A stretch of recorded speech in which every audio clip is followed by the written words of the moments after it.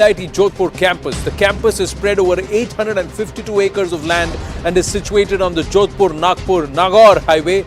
IIT Jodhpur is built at a cost of more than 1135 crore rupees to provide high-quality holistic education.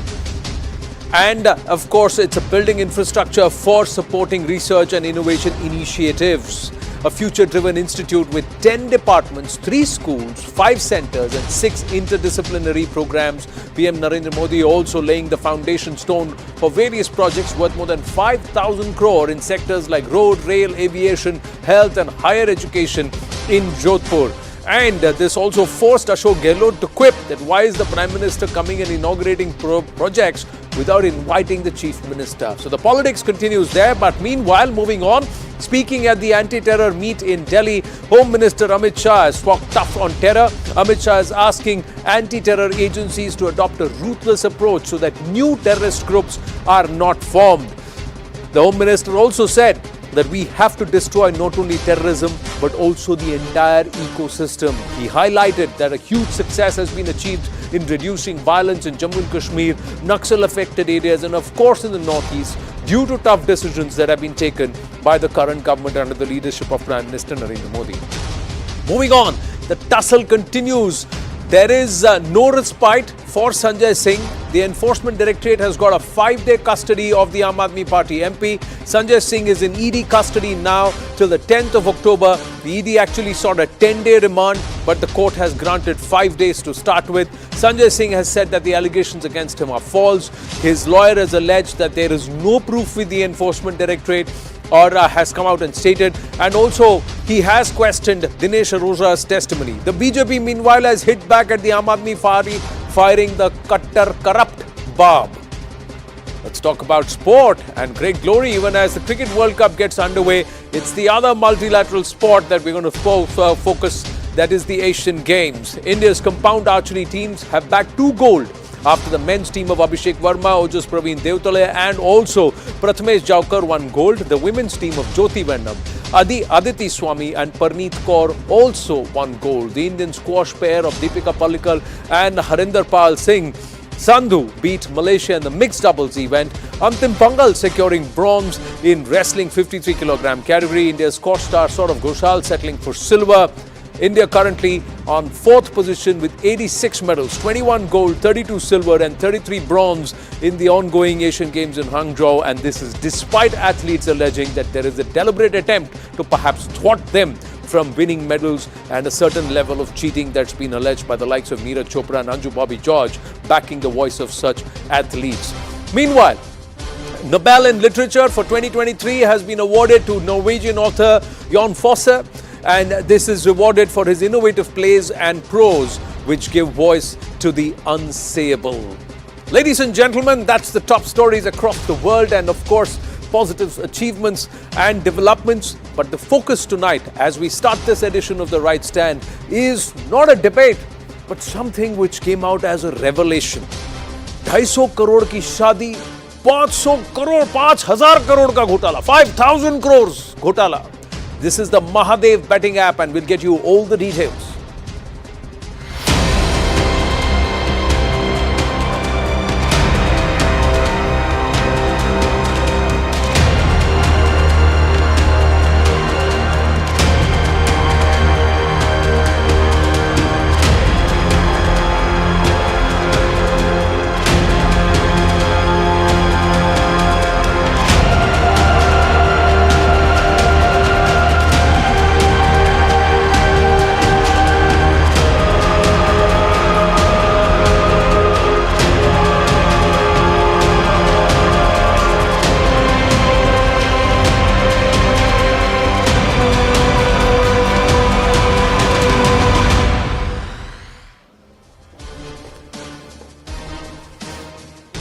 Well, 2 individuals, people from a rural part of Chhattisgarh, figured out how to game the entire system to run a gaming app or a betting app where the level of the entire scam, ladies and gentlemen, is 5,000 crore rupees. And it all came to light because one of them decided to have a lavish wedding in the UAE, spending more than 250 crore.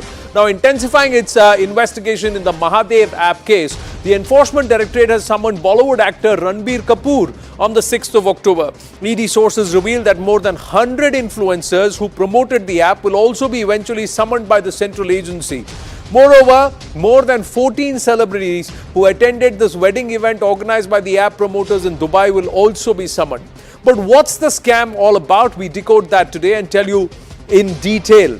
An investigation into Saurabh Chandrakar was prompted by his lavish 250 crore wedding that took place in the UAE, following which investigators stumbled upon the details of alleged Hawala operations and their connections in the UAE and Pakistan, and all of this was linked to the Mahadev online booking app. That's where it all started. Why are these celebrities all under the ambit of the investigation? Because the allegation is this all this money was paid in cash, Hawala money. The contracts, everything happened in Mumbai, but the payments were all made in Dubai, and there are no records for that. And did all of these celebrities take dodgy money in cash without revealing it to the government of India and paying the relevant taxes for the same? That's where this entire aspect of the celebrities comes into place. But before we tell you all about the case, let's tell you about what the app is and who are the owners. Let's start from there. The firms promoted by Saurabh Chandrakar and Ravi Uppal. Firm's promoters hail from Bhilai in Chhattisgarh, and the Mahadev app was operational for the past 4 years. 4 साल से चल रहा था इनका कारोबार. It offers online platforms for alleged illegal betting in different live games. Games like cricket, tennis, badminton, poker and cards.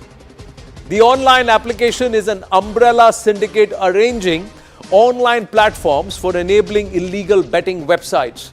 Now the modus operandi. ये काम कैसे करते थे? The app based in the UAE employs call centers for clients. Call centers are routed via the Netherlands, Nepal, Sri Lanka. So they keep bouncing from different locations. When the customers call, they receive a WhatsApp number. Details shared with the panel operators in India. The operators based primarily in Mumbai and Delhi.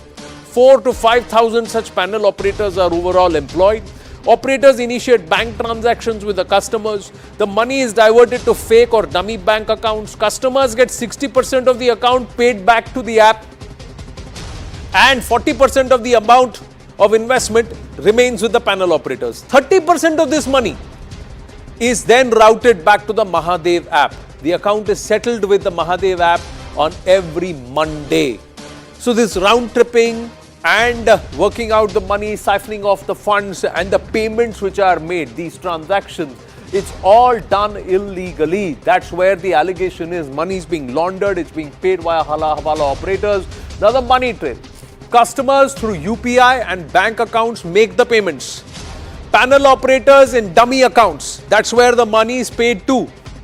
And the Mahadev app via Hawala siphons of this money. So why is the app under scanner? The ED has clubbed at least 7 FIRs that were filed by victims of scam who lost their money. The FIRs were filed across locations including Goa, Mumbai, Visakhapatnam, Ahmedabad and Chhattisgarh. Now here's what the ED investigation actually reveals.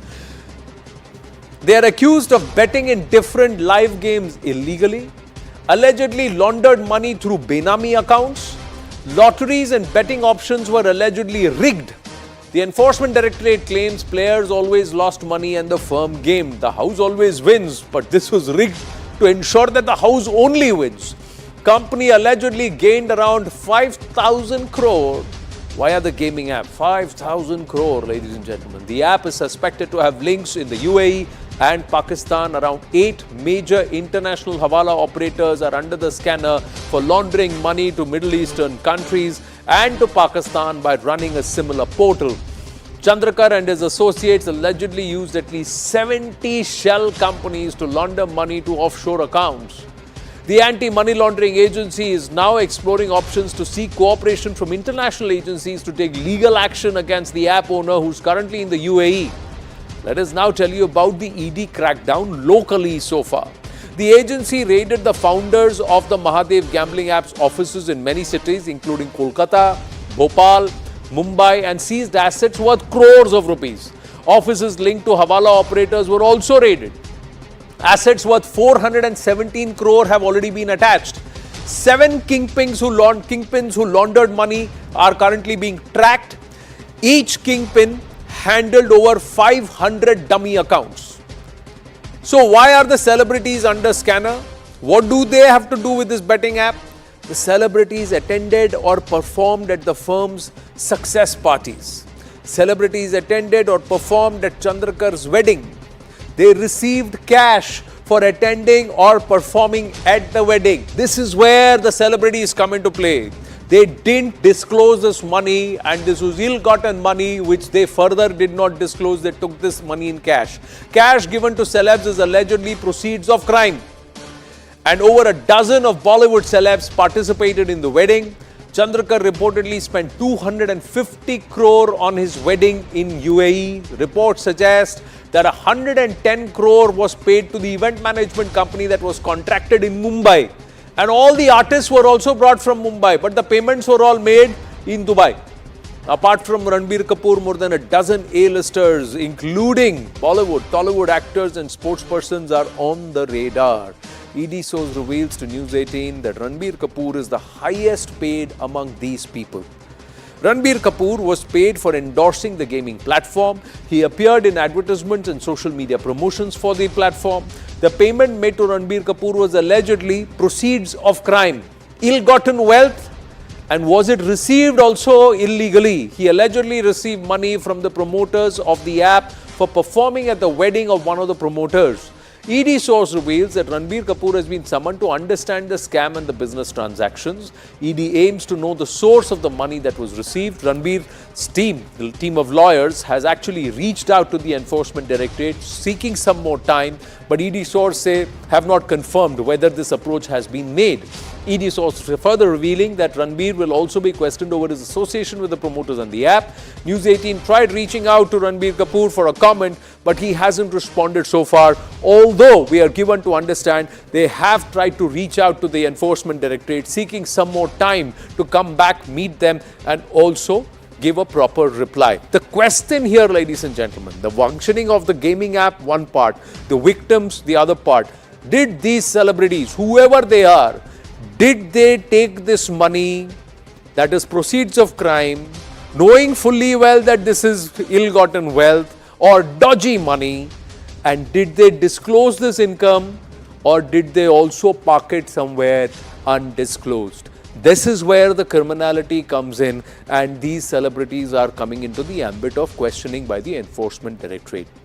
A gaming app running around doing business for nearly 4 to 5 years, one of the founders decides to have a lavish wedding, और वो शादी इनकी बर्बादी का सबब बन गया. 250 करोड़ की शादी and exposes 5,000 crores worth of scam as per the ED. Think about it. We gotta move on and get to the other story that we are tracking this evening on the right stand.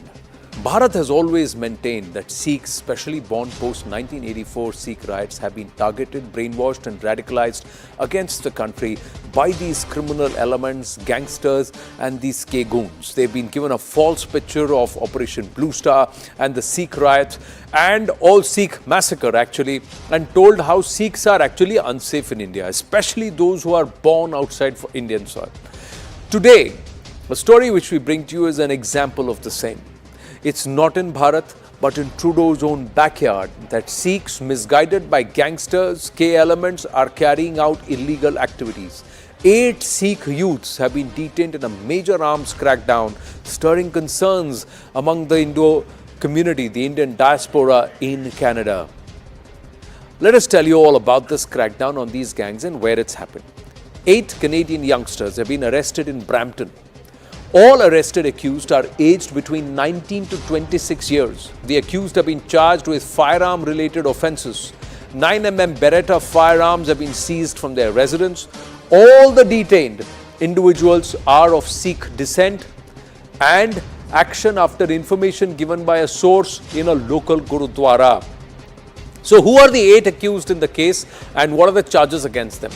First one, Rajanpreet Singh, a 21-year-old, possession of a loaded, prohibited or restricted firearm, careless storage of the firearm weapon, prohibited device or ammunition. Jagdeep Singh, 22-year-old, similar charges, possession of a loaded, prohibited or restricted firearm. Ekamjot Randhawa, 19-year-old, possession of a loaded, prohibited or restricted firearm. Manjinder Singh, 26-year-old, possession of a loaded, prohibited or restricted firearm. Harpreet Singh, a 23-year-old, possession of a loaded, prohibited or restricted firearm. Ripanjot Singh, a 22-year-old, possession of a loaded, prohibited or restricted firearm. Japandeep Singh, a 22-year-old, similar charges. Lovepreet Singh, a 26-year-old, possession of a loaded, prohibited or restricted firearm. Similar charges against all these individuals. And this is after repeated complaints of them using these weapons to intimidate. Shots had been fired. And there had been 2 incidences reported in 2 different areas, regions in Canada itself. Let's go across to Sushant Sareen, Senior Fellow ORF, Strategic Affairs Expert, Ramneek Singh Maan, activist, and also Ambassador Rajiv Dogra. Namaste and Jai Hind, gentlemen. There are multiple dimensions to this entire Canada story, starting with these youngsters, and then we'll bring in the other aspects also. There was an MEA briefing and some surprising developments around Hardeep Nijjar, which we'd also talk about. But first, let's focus on these youngsters and these youth. Ramneek Maan, something which we've been talking about regularly. Youngsters being pushed into crime, gangsters brainwashed by these gurdwaras. Something needs to be done sooner than later. And this is happening in Trudeau's own backyard. So good evening, Anand, and good evening to my fellow panelists. You see, this is not the first time such an incident has come forward. It has been on multiple occasions. The last I remember of is from August 2022 last year, when the British Columbia Police released a list of 11 criminals, out of which 9 were Punjabi and 8 were Sikhs. So my only point here is that, this whole thing has been going on for far too long. And the social structure of Gurdwaras and Sikhs in Canada and the US and in UK also, by and large, has rotten to the core, if I may use the word, for the lack of better word. So I also, see that there is, the champions of Sikhi, the champions of Khalistani cause, they would come forward and stake claim at the success of any Sikh from the diaspora and claim it to be their success. With the same grit and spirit, they should come forward and accept that, yes, this has been a problem with the community over the years, that we've deteriorated to such a level where gangsters, drug dealers, illegal arm traders, kidnappers, extortionists, murderers have been produced from our community just because they haven't been able to put the correct perspective in the Sikh youth. I think it is a time for inflection. It's an inflection point in course correction. While there is still time, though, I feel that, by and large, the community leaders in Canada, or perhaps in the West, the Sikh community leaders, have been brainwashing the generation of young Sikhs into picking up weapons. Because it is easy money, getting into drugs, getting into, promotion of terrorism, getting into trying to discredit India and our community. They have been causing a lot of problems for us Sikhs back at home. They're trying to bring down the image of Sikhs in the public perception, which was formed by the sacrifices of our gurus and our ancestors. So I think they have no right whatsoever to call themselves Sikhs, or to champion or project themselves as the champions of Sikhi, or to project themselves as the champions of Sikhs, because apparently, and why apparently? Because very obviously, they are the ones who are bringing all the discredit to Sikhi and Sikhs. Even in India, they're bringing discredit to us. Look around, Anand. Come to Punjab. Come to these part of this country where Sikhs live in predominant population. We don't ask or seek for any Khalistan. They are, Canada problem. The Canadians' problem is that they are accepting every designated terrorist, every goon, every gangster, every murderer, every criminal into their country, and eventually this is how it's going to work out. And I would like to thank the gentleman or the person who was the source behind these arrests, the way I would like to thank the ones who were arrested in Vancouver. There have been Sikhs who are involved into drug trafficking, illegal trade, hawala money, God knows what not. I mean, while the world is moving forward, India, Parthis are moving forward. in the field of technology, in the field of banking, in the field of investment, in the field of research, in the field of every field, Ji. these people are still trying to get into criminal acts and destroying their own lives and bringing discredit to the Sikh population globally. Right. So this needs a course correction by the leaders of Sikh community globally. And somewhere, Sushant Sareen, do the right-thinking Sikhs, the sane ones, or perhaps the majority, do they need to reclaim and take back these gurdwaras and take back these hubs, which have now been used for these kind of activities, and also openly open up a front against these criminals and gang lords? One. And secondly, does this argument fly when the Canadians turn around and say they got the fake passports, you have cleared them, they are able to come into our country because they've got the documents at your end? That means at our end. Ji. So, Anand, the problem is that, it's something like the Gresham's law, which says that when bad money circulates along with good money, it drives the good money out and the bad money takes over. It's the same thing in human affairs. If you have a permissive environment in a country like Canada, where these thugs, these criminal gangs are actually politically patronized and supported, and they operate like a mafia which not only funds the politicians in Canada, the Safed Posh politicians in Canada, but also has inserted itself in police, in administration, in politics in Canada.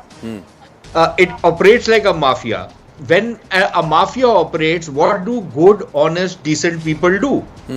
It is very difficult. Just a couple of days back, Anand, you yourself, in fact, last 2 days, you've had interviews of that very intrepid, brave, and true Sikh, Harnaam Kapoor, and then you've had this lady yesterday, Nancy Grewal, right? Ji. But how many people actually are willing to go through that? How many of them are going to say that, okay, fine, bring it on, I'll take it on?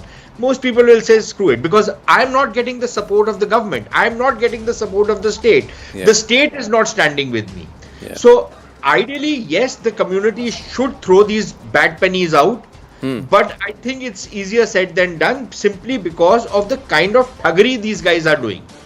Also, Anand, you have to understand that, there are these criminal gangs are operating.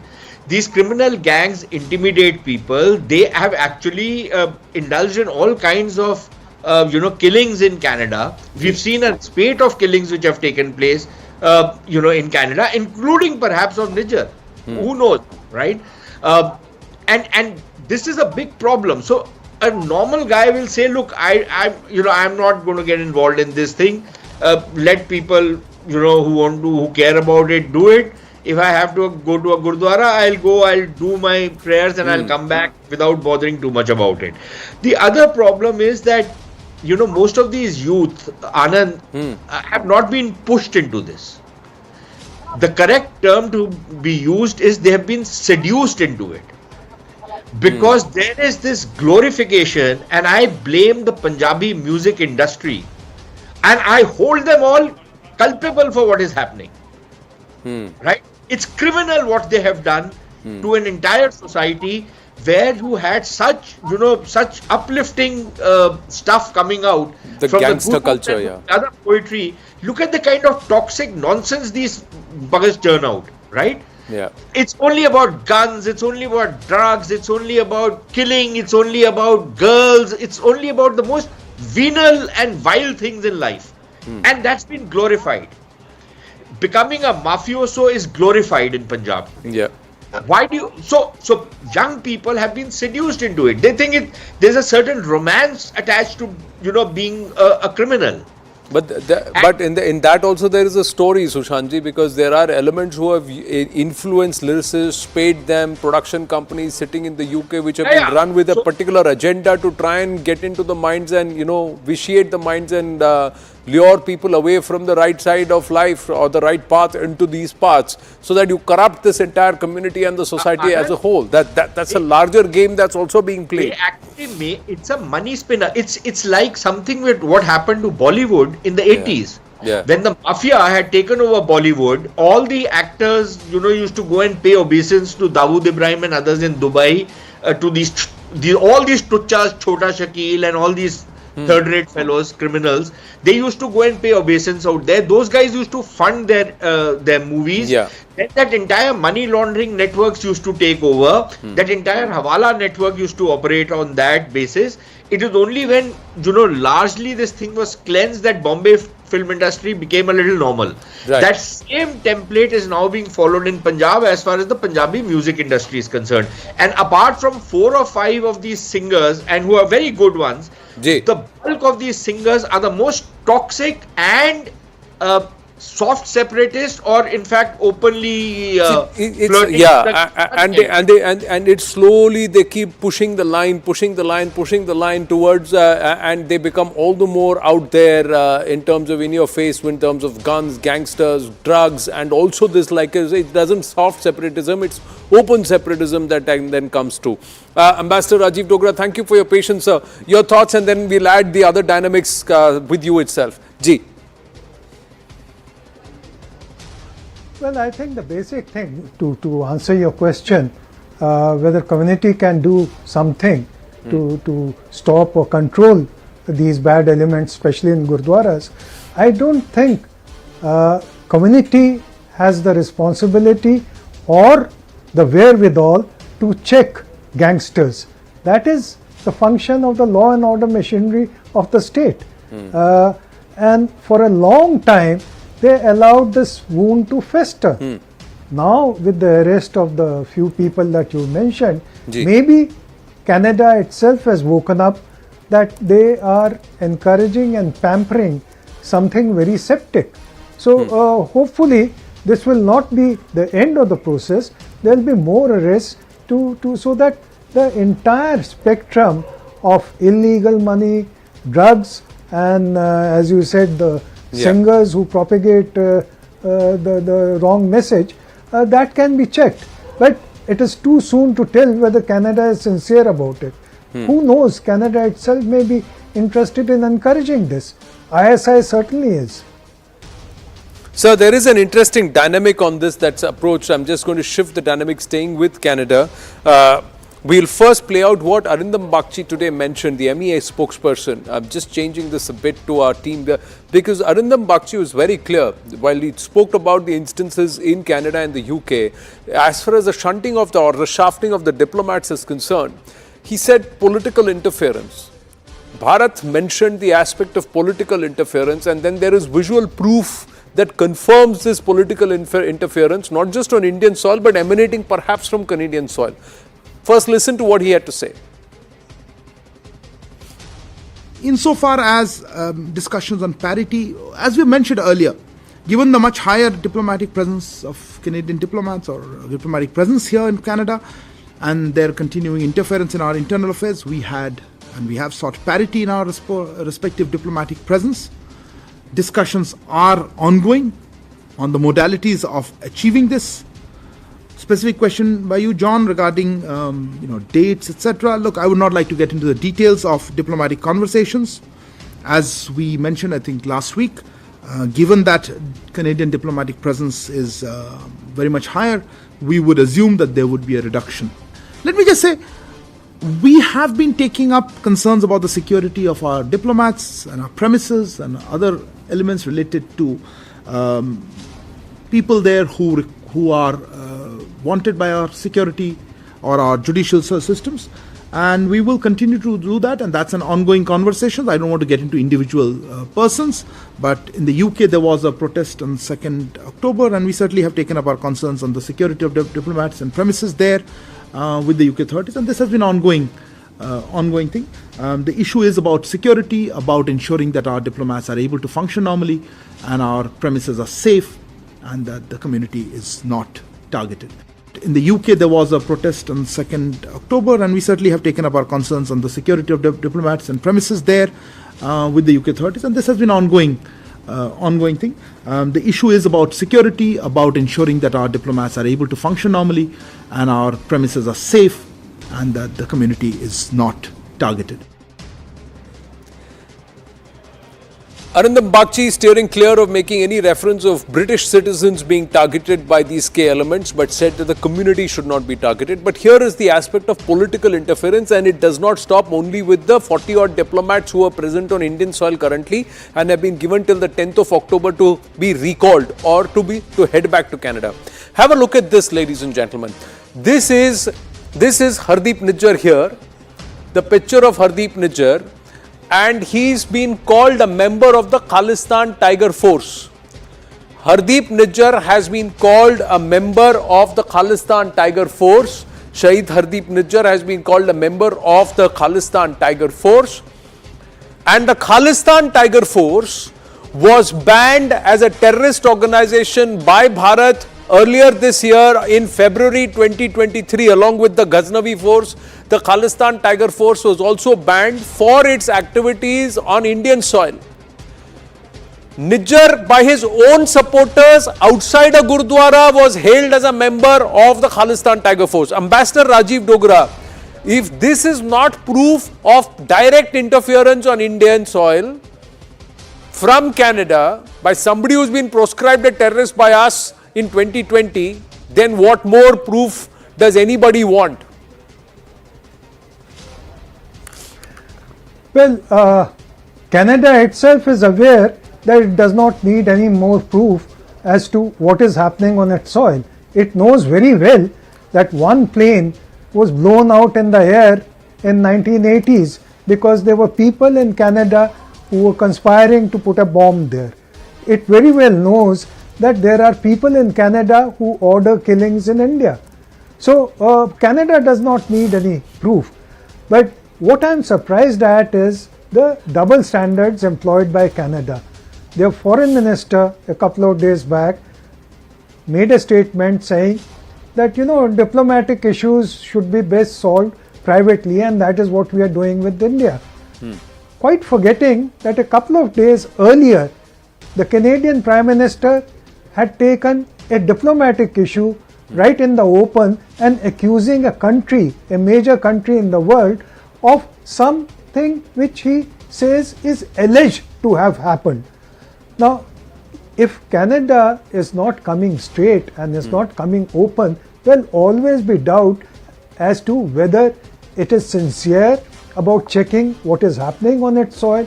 Is it sincere on checking interference by its diplomats and people living in Canada in affairs of India, in internal affairs of India?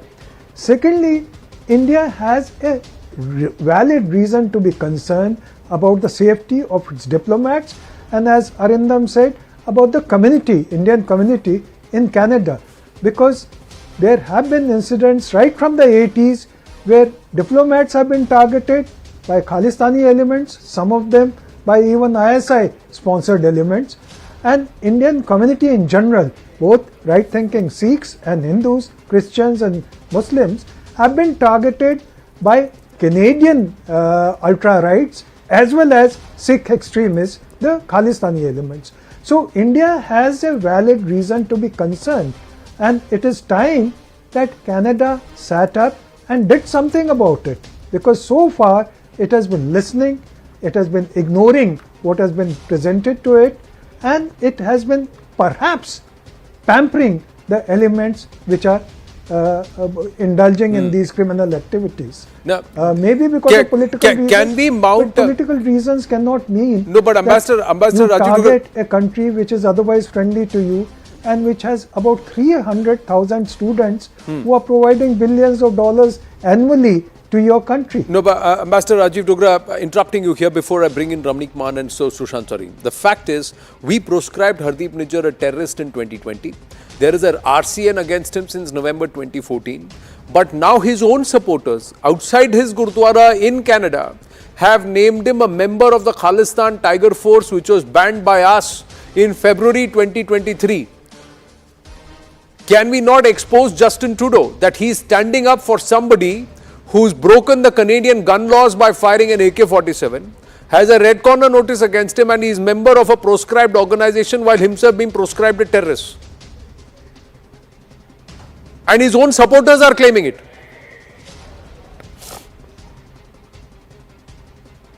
I think we've lost Rajiv Dogra there. Ramnik Man, would you want to weigh in on this? Yeah.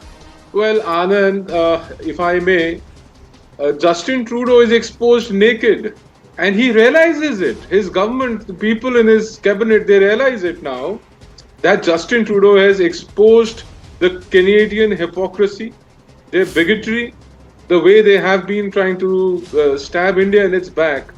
I'll tell you, I'll take you back a little. If you look at Parmar, who was the mastermind of Kanishka bombing, had he been extradited and repatriated to India when India demanded so, probably Kanishka tragedy would have never happened.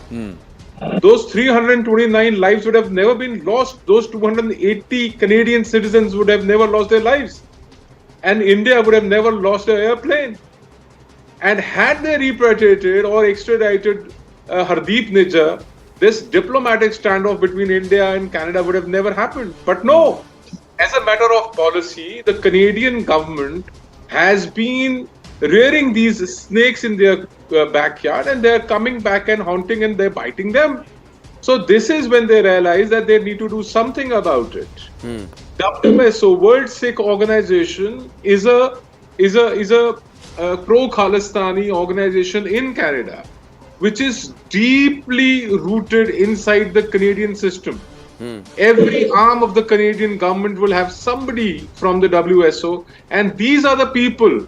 These are the people who, who prevent these separatist elements, these Khalistani elements from getting punished in the Canadian legal justice system, justice delivery system, or their extradition to India. So I personally feel, I don't know if the government of India will take my advice seriously or not, but World Sikh Organization, WSO, should be proscribed as a terror outfit, similar to the way Baba Khalsa or PKI was designated as a terrorist organization. But WSO and BKI have been highlighted and flagged off by the Canadian intelligence itself in its 2018 report. Even the watered down report, report names them.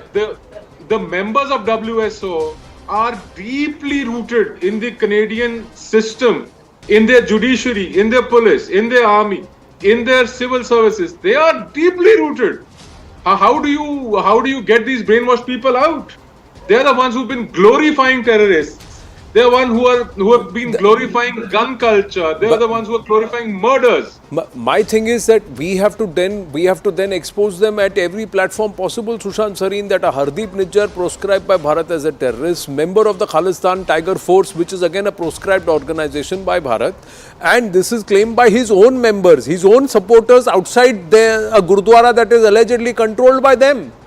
On Canadian soil they are saying this, and they are all members of this WSO. Yes.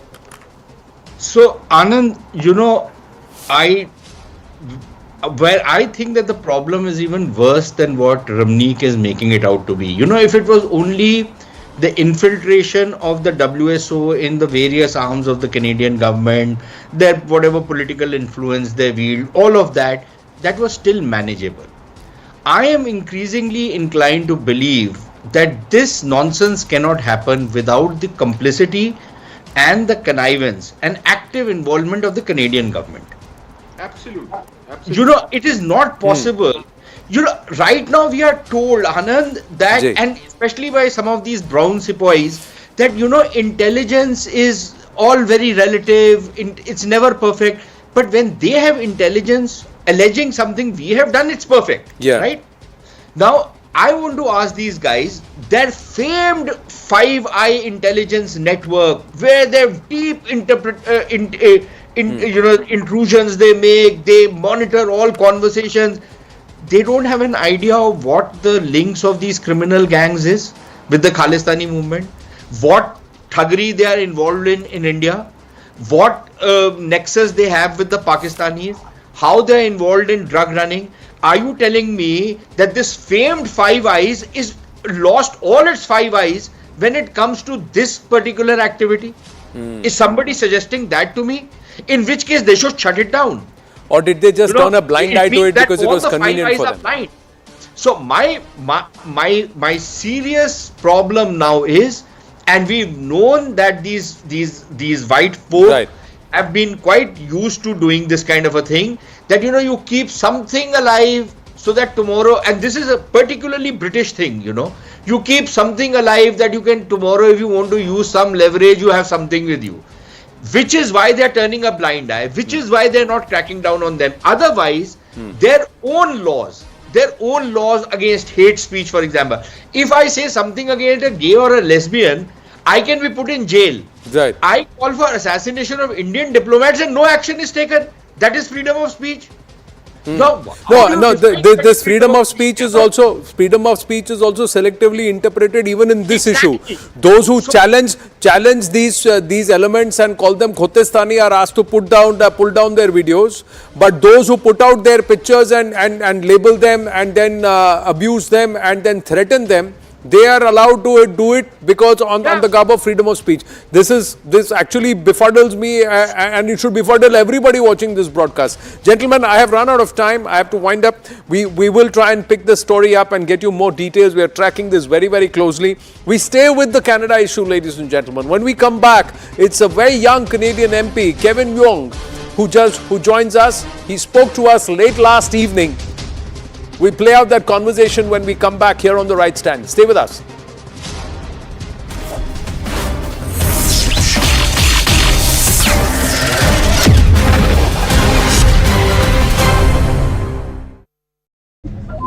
which has been probing the Mahadev betting app. This is an umbrella syndicate which provides online betting agencies, platforms, and betting happens on everything under the sun. It could be on political results as far as elections are concerned. It could be on the weather on that particular day. It could be cricket matches or the success of a particular Bollywood film. So anything that you want to bet on, Mahadev app actually provided you some online platform to put your money on. How was this app really functioning? What the ED investigation suggests so far is that the head office of this app is in UAE, but its tentacles are spread across the world.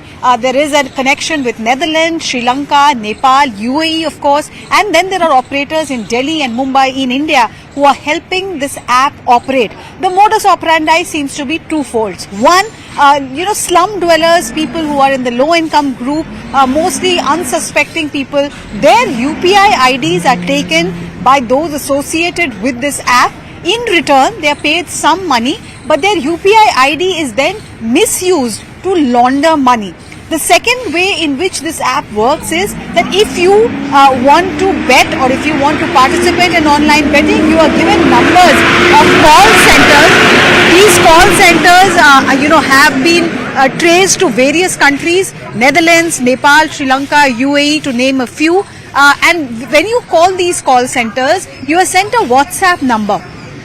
On this WhatsApp numbers, bank transaction UPI details are to be shared, and once the bettor actually shares his UPI or bank details, then some money is transferred into his or her account, making that player satisfied that he is getting a return for the kind of money that he has placed on the betting app. But that is only step one. What really happens after that? There are a panel of operators associated with this betting app. The numbers being put forward right now is 4,000 to 5,000 panel operators, each one of whom are earning about 150 to 200 crores through this modus operandi. And the ratio of profit sharing with the Mahadev app promoters is 70-30. So 70% of the total earning is transferred to the promoters, 30% of it is kept with these panel operators who are associated. That is broadly the modus operandi on which the Mahadev app is working. Even payments that are being made, there are a lot of celebrity endorsements to make this app popular, make this gaming app popular, betting app popular. There are celebrity endorsements, and ED suspects that they are all paid through Hawala channels. So the money that they are fraudulently earning, they are trying to round trip it and pay it to celebrities via Hawala channels. That is what Ranbir Kapoor is likely to be asked as to how was the payment made to him when he was promoting this particular app. This entire racket actually came to forefront after one of the promoters' wedding in Dubai, in the UAE, caught attention. About 250 crore was spent on that wedding. cash payment in dirham was made. The wedding planner was also paid in cash worth, hundreds of crores of rupees. There was a private jet that was hired, and that money also from Nagpur all the way to Dubai, family members of Saurabh Chandrakar, one of the, promoters, they all flew down in a private jet. Ravi Uppal is the second promoter. These two are based in UAE. The headquarters of this app is in UAE, but we are told that there is also a Pakistan connection. These two promoters were trying to, launch a similar betting platform in Pakistan as well, and that has set the alarm bells ringing. Why is ED concerned? Why is government concerned? Because on the face of it, this looks like just an organized crime racket, but could it have links with terror? The moment you talk about betting and you have links with Pakistan, automatically the alarm bells are ringing here in Delhi. So that is exactly what has happened in this case. Ranbir Kapoor may not be the first and the only one from Bollywood who will be summoned. A list of about 17 people, Bollywood A-listers, who have helped this app by promoting them or participating in that high-profile wedding, and all payments have been made through Hawala transactions. There are a number of Hawala operators also who are part of this racket. ED plans to question all of them to figure out what is the extent of this money laundering that is happening. 5,000 crore is the rough estimate, but the number could go up, is what ED officials say. They've already attached property worth 417 crore, arrested 4 people, carried out searches at multiple locations. There is a non-bailable warrant from a special PMLA court in Chhattisgarh, in Raipur, against the promoters, based on which ED is also wanting to get a red corner notice issued. But this is just the tip of the iceberg. What the ED officials say is that this betting app and the way it was operating, the tentacles of it could be running deep into Indian society, from the top level of Bollywood right up to slum dwellers in cities like Mumbai and Delhi.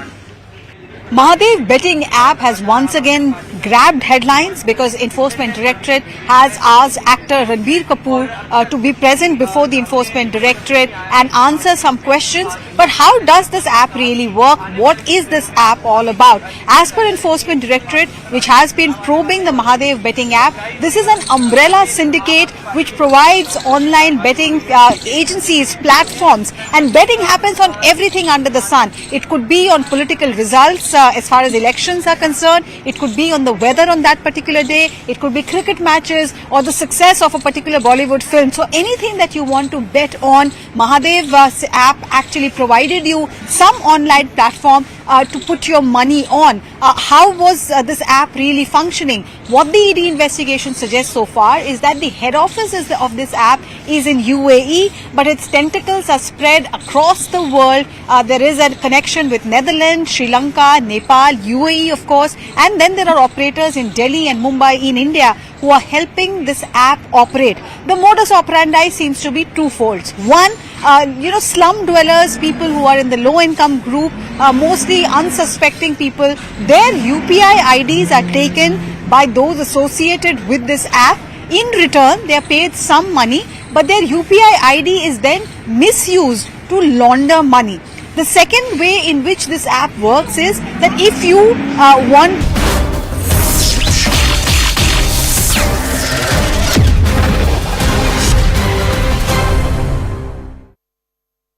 Canadian MP Kevin Yong joins us at this point. Kevin, thank you very much for speaking with us here at CNN News 18.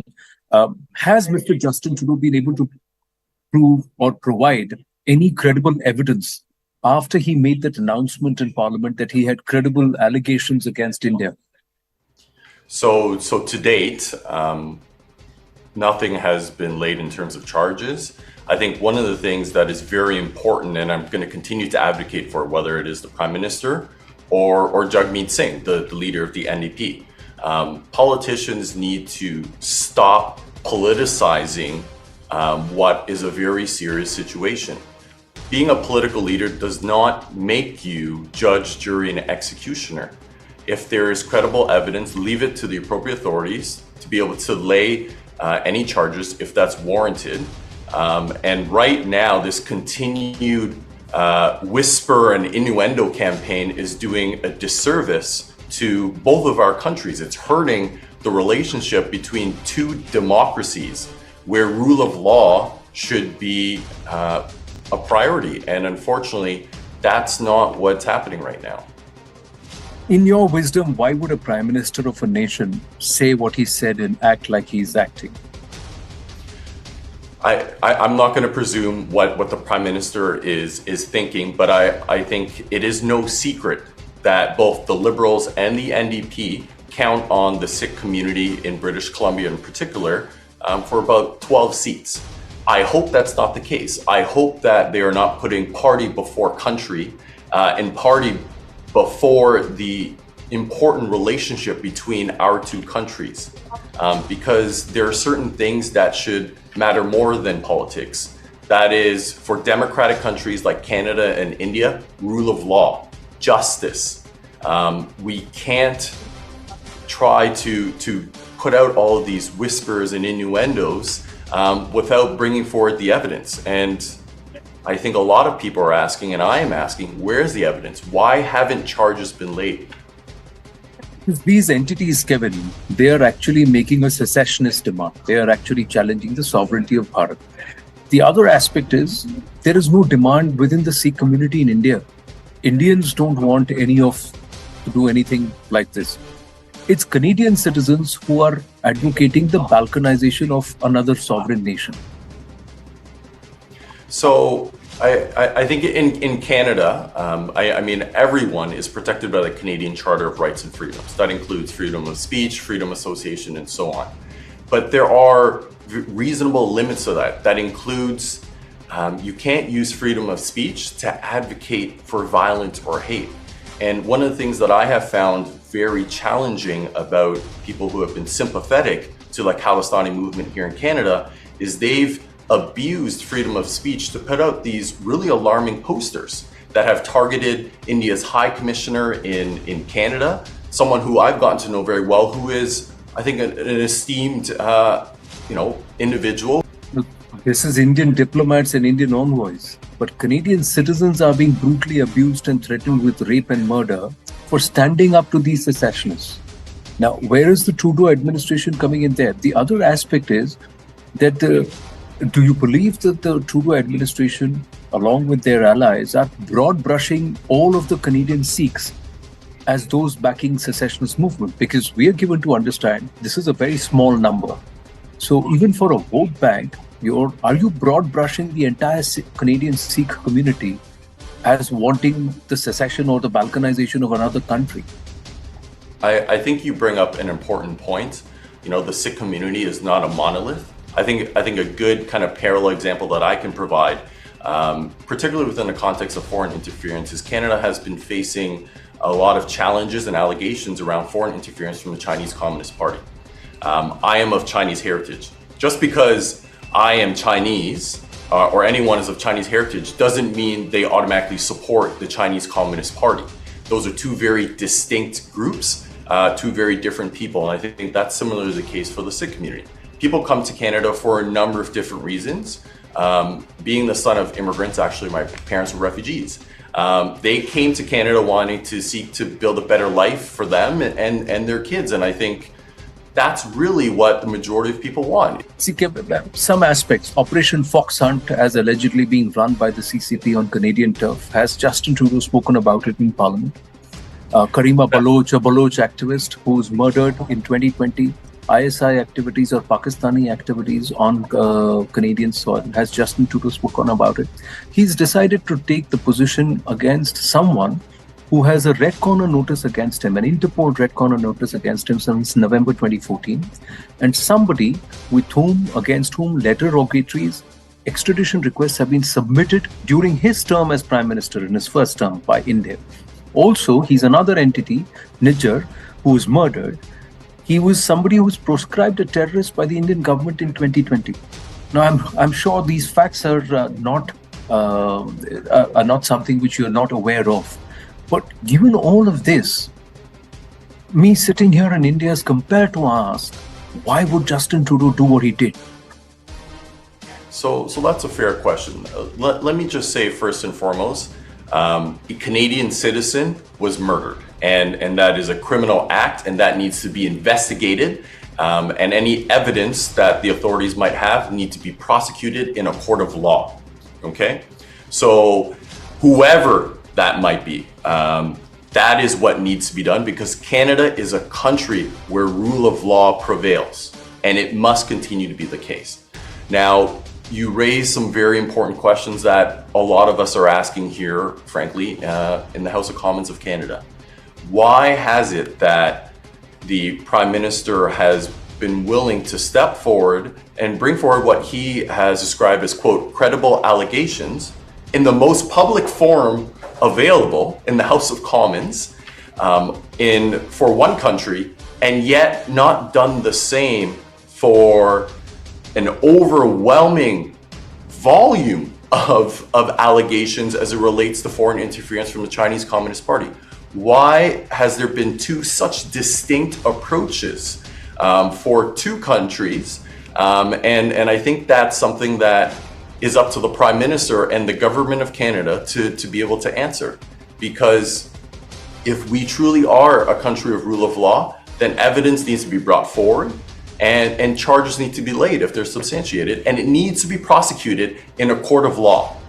We have to stop this whisper and innuendo campaign, and we can't delay any further, because justice delayed is justice denied.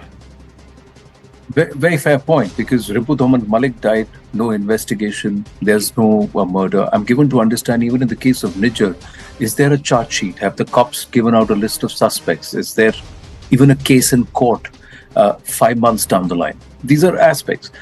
But within the Liberals, is there dissonance with the way Justin Trudeau is conducting himself? Do you see a change? Are his days as Prime Minister numbered? Elections are still about 2 years away. Correct me if I'm wrong. Yeah, I mean, there's a lot of speculation out there. I've spoken to colleagues who are in the Liberal Party, who are one member who is of Hindu heritage. I know he has been an outspoken member in terms of speaking out against some of the violence that you spoke about earlier. I think what's very key for me is that, you know, some very serious allegations have been made. It is vital now that that evidence be taken to the appropriate authorities so that charges can be delayed. We can't delay justice any further. And it makes me think a lot about the tragedy of Air India, where it took 20 years for even piecemeal justice. Even though I think a lot of discussion around who the culprits were was already out there, right? And it hurts me just to think about what the families of those victims had to go through, and Canada cannot allow that to continue.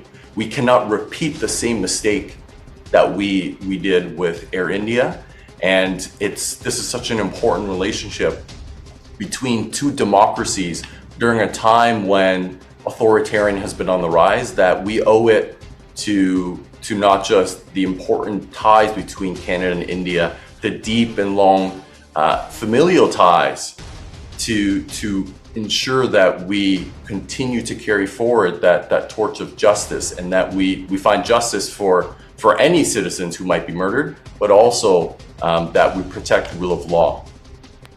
The Indian government has been very clear. If you have evidence, give it to us. We'll help you catch these people. If you believe that there is an Indian element in this entire aspect, but there's been nothing forthcoming. But now the government of India has also given a date of 10th of October for Canada to recall 40 of its diplomats who are currently operating on Indian soil. Has Mr. Trudeau been questioned on his foreign policy, on the impact that this would have? What's your thoughts? Yeah, so Nan, I will say that, you know, my understanding is those 41 diplomats would represent about half of our High Commission in India. That is a very significant number. And I understand why emotions and feelings might be running high, because very serious allegations have been made. You know, personally, I would advocate for hopefully calmer minds to be able to prevail, and you know, for us to remember that Canada and India have a deep, long history and relationship, and I hope that we can find a way to be able to move forward, because I think if we really took a step back, we would find that Canada and India share more than we have different. And I hope that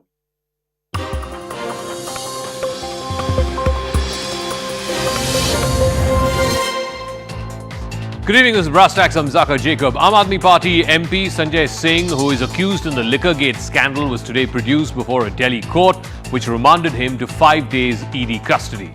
The Enforcement Directorate, in its application before the court, has made a detailed case for why they believe that Sanjay Singh was actually the conduit between accused turned approver, Dinesh Arora, and senior Aam Aadmi Party leaders in the Delhi government, including Manish Sisodia and Arvind Kejriwal. This is the ED's contention in its remand application.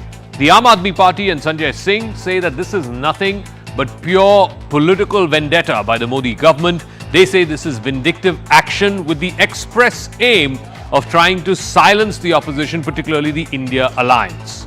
Now, irrespective of what happens to this case, how it's argued in court, and eventually what comes of it, the moot point is this, that there are grave allegations of corruption against a senior functionary of the Aam Aadmi Party, a public representative at that. And in this case, should the law take its own course? Should this case be decided on the merits of the evidence that the ED is able to provide and make a case beyond reasonable doubt that yes, Sanjay Singh was indeed